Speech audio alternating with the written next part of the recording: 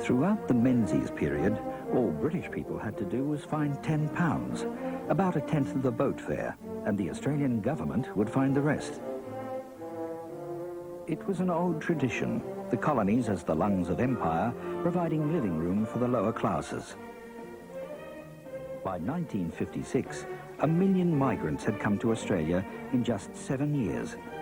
There was concern to keep the intake 50% British, a goal rarely achieved. When the magical millionth person arrived, matters were arranged so that she would be a British housewife.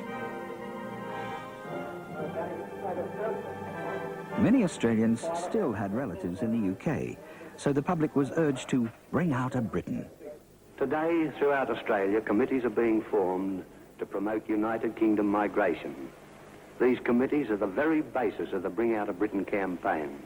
What I want you to do in your town is to see that a committee is formed and then to do everything you can to help it.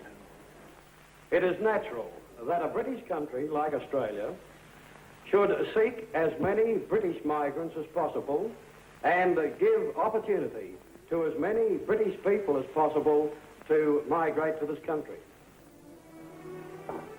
We came here from Britain 3 years ago. We are so very happy that we are bringing out another British family to give them the same chance we got.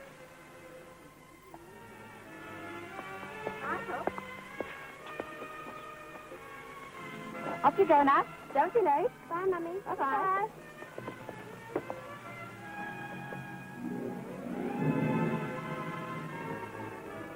These are the people we want, and the more of them, the better.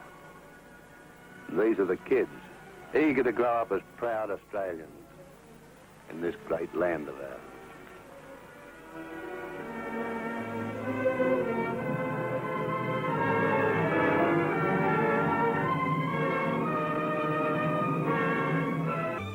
The British migrants kept coming, attracted by the sunshine and the prospect of a better life as Australia entered the long boom. Most dramatic was the difference in housing.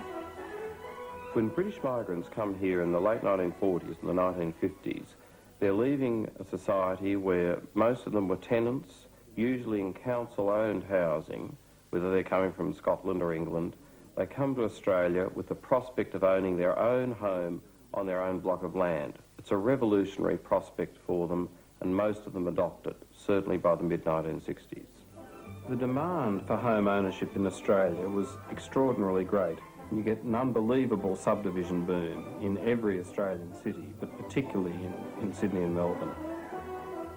Developments varied. Sometimes whole new towns sprang up, such as Elizabeth outside Adelaide. A satellite town named specially after the Queen, English migrants seemed to find that reassuring, settling there to such an extent that the place was nicknamed Pommy Town.